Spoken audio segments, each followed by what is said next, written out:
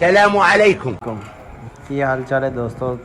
ਉਮੀਦ ਕਰ ਰਹੇ ਹਾਂ ਤੁਹਾਡੀ ਤਬੀਅਤ ਸੇ ਸਭ ਠੀਕ ਠਾਕ ਹੋਏਗੀ। ਅਸੀਂ ਜਾ ਰਹੇ ਸੀ ਕਿਧਰੇ ਤੇ ਰਸਤੇ 'ਚ ਸਾਨੂੰ ਨਜ਼ਰ ਆਇਆ ਇੱਕ ਬਹੁਤ ਹੀ ਵੱਡੇ ਦਰਖਤ ਦੇ ਥੱਲੇ ਛੋਟੇ ਛੋਟੇ ਬਕਸੇ ਪਏ ਹੋਏ ਨੇ। ਠੀਕ ਹੈ, ਵੱਲਾ ਆਲਮ ਕੀ ਚੀਜ਼ਾਂ ਸਾਨੂੰ ਤਾਂ ਇੰਟਰਸਟਿੰਗ ਲੱਗਿਆ ਤੇ ਅਸੀਂ ਆਏ ਹਾਂ ਵੇਖਣ ਤੇ ਵੇਖਿਆ ਇੱਥੇ ਨਜ਼ਰ ਆ ਰਿਹਾ ਸਾਨੂੰ ਮਧੂਮੱਖੀ।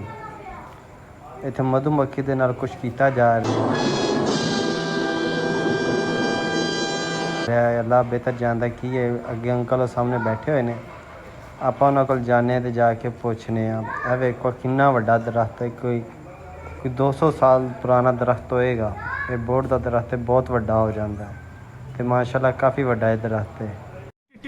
अबे जल्दी बोल, कल सुबह पनवेल निकलना है। ਤੇ ਇਨਸ਼ਾਅੱਲਾ ਵੇਖੋ ਨਾ ਇਹ ਛੋਟੇ ਛੋਟੇ ਸੁਰਾਖ ਛੱਡੇ ਨੇ ਇੱਥੇ। ਮਧੂਮੱਖੀ ਬੈਠੀ ਹੈ, ਯਾਨੀ ਕਿ ਸ਼ਹਿਦ ਦੀ ਮੱਖੀ। अच्छा ठीक है। ਜਿਹਨੂੰ ਆਪਾਂ ਕਹੀਦਾ ਨਾ, ਉਹ ਸ਼ਹਿਦ ਦੀ ਮੱਖੀ ਵਾਸਤੇ ਅੱਲਾ ਬਿਹਤਰ ਜਾਂਦਾ। ਮੇਰੇ ਖਿਆਲ ਜਿੱਥੇ ਸ਼ਹਿਦ ਇਕੱਠਾ ਕਰ ਰਹੇ ਨੇ, ਲੇਕਿਨ ਇਹ ਕਿੰਝ ਹੋ ਸਕਦਾ? ਸ਼ਹਿਦ ਦੀ ਮੱਖੀ ਤਾਂ ਇੱਕ ਛੱਤਾ ਬਣਾਉਂਦੀ ਹੁੰਦੀ, ਜਿਹਦੇ ਬਾਰੇ ਅਸੀਂ ਦੇਖਿਆ ਹੋਇਆ ਹੈ। ਤੁਸੀਂ ਵੀ ਬਿਹਤਰ ਜਾਣਦੇ ਹੋ, ਤੁਸੀਂ ਵੇਖਿਆ ਕਿ ਤੁਹਾਨੂੰ ਇਸ ਦੇ ਬਾਰੇ ਪਤਾ ਤਾਂ ਕਮੈਂਟ ਕਰੋ। ਇਸ ਤੋਂ ਪਹਿਲੇ ਪੂਰੀ ਵੀਡੀਓ ਵੇਖਣ ਤੋਂ ਪਹਿਲੇ ਦੱਸੋ ਕਿਹਨੂੰ ਪਤਾ ਹੈ ਕਿ ਕੀ ਚੀਜ਼ ਹੈ। ਅਤੇ ਫਿਲਹਾਲ ਅਸੀਂ ਤੁਹਾਨੂੰ ਦੱਸ ਹੀ ਦੇਵਾਂਗੇ। ਇੱਥੇ ਅੰਕਲ ਹੋਰੇ ਬੈਠੇ ਹੋਏ ਨੇ, ਆਪਾਂ ਉਹਨਾਂ ਕੋਲ ਪੁੱਛਾਂਗੇ ਉਹ ਕੀ ਦੱਸਦੇ ਨੇ ਇਸ ਬਾਰੇ, ਕਿ ਉਹਨਾਂ ਨੇ ਰੱਖੇ ਨੇ ਜਾਂ ਕਿਸੇ ਹੋਰ ਨੇ, ਜਾਂ ਮਧੂਮੱਖੀ ਦਾ ਸ਼ਿਕਾਰ ਕਰਦੇ ਨੇ। ਜੀ ਇੱਥੇ ਬੈਠੇ ਨੇ ਅੰਕਲ ਹੋਰੇ। अस्सलाम वालेकुम। A few moments later, 2000 years later. ਅੱਛਾ ਵੱਡਿਆ ਜੀ, ਸ਼ਹਿਦ ਦੀਆਂ ਮੱਖੀਆਂ ਇੱਥੇ ਕੈਦ ਕੀਤੀਆਂ ਹੋਈਆਂ ਨੇ? नहीं ਹਾਂਜੀ ਇਹ ਕੈਦ ਕੀਤੀ। ਨਹੀਂ ਮਤਲਬ ਕਿ ਵੱਡੀ ਮੱਖੀ ਸਾਰੀਆਂ ਮੱਖੀਆਂ ਤੇ ਕਿਵੇਂ ਆਉਂਦੀਆਂ? ਇਹ ਪੁੱਤਰ ਮੱਖੀਆਂ ਕੈਦ ਨੇ, ਇਹਨਾਂ ਆਪੋ ਆਪਣੇ ਡੱਬਿਆਂ 'ਚ ਆਉਣਾ ਹੈ। ਆਪਣਾ ਇਹ ਕਿੰਝ ਜਾਣਦੇ ਨੇ ਕਿ ਇਹਨਾਂ ਨੂੰ ਪਤਾ ਕਿ ਸਾਡਾ ਫਲਾਣਾ ਤੂੰ ਡੱਬਾ? ਆਪਣੇ ਘਰ ਕਿੰਝ ਜਾਣਾ ਹੈ? ਮੇਰੇ ਘਰ ਦਾ ਨੰਬਰ ਹੈ। ਇਹਨਾਂ ਨੂੰ ਵੀ ਆਪਣੇ ਘਰ ਦਾ ਨੰਬਰ ਹੈ। ਸੀਰੀਅਸ ਤੈਨੂੰ ਦੱਸ। ਅੱਛਾ ਹਾਂਜੀ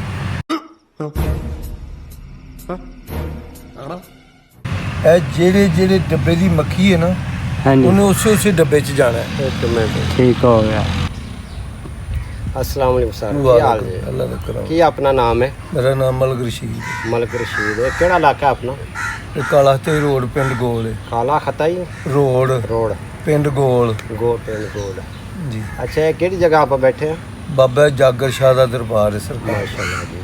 ਇਹ ਦੇਖ ਇਹ ਜੀ ਨਾਲ ਹੀ ਦਰਬਾਰ ਹੈ ਜੀ ਬਾਬਾ ਜਾਫਰ ਸਾਹਿਬ ਦਾ।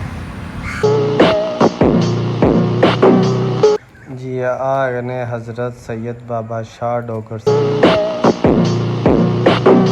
ਸਾਹਿਬ। ਆ ਉਹਨਾਂ ਦਾ ਮਜ਼ਾਰ ਹੈ। ਇੱਥੇ ਬੈਠੇ ਵੱਡਿਆਂ ਕੋਲ ਅਸੀਂ ਪੁੱਛਿਆ ਕਿ ਇਹਨਾਂ ਦਾ ਮਜ਼ਾਰ ਹੈ ਕਬਰ ਯਾਨੀ ਕਿ ਕਿੰਨੇ ਅਰਸੇ ਤੋਂ ਹੈ, ਅਤੇ ਉਹਨਾਂ ਨੇ ਸਾਨੂੰ ਦੱਸਿਆ ਕਿ ਵੱਲਾ ਆਲਮ ਇਹ ਉਹਨਾਂ ਦੇ ਵੱਡਿਆਂ ਤੋਂ ਵੀ ਪਹਿਲੇ ਦੀਆਂ। ਤੁਹਾਨੂੰ ਦੱਸ ਦਈਏ ਜੀ, ਇਹ ਸ਼ਹਿਦ ਦਾ ਕਾਰਖਾਨਾ ਬਣਾਇਆ ਗਿਆ। ਸ਼ਹਿਦ ਦੀ ਮੱਖੀਆਂ ਇਹ ਛੋਟੇ ਛੋਟੇ ਜਿਹੜੇ ਕਾਰਖਾਨੇ ਪਏ ਨੇ ਨਾ, बक्से लकड़ी दे ऊपर तो बिन बनाती हुई मक्खियाँ सारी मच्छियाँ कह रहे नज़र आन गया हल्के हल्के।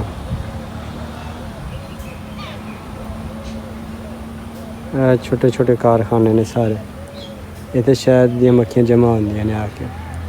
इन्हां दे अंदर एक एक रानी मक्खी है, इन्हां दे अंदर जी शहद जमा होंदा है। अच्छा ठीक है।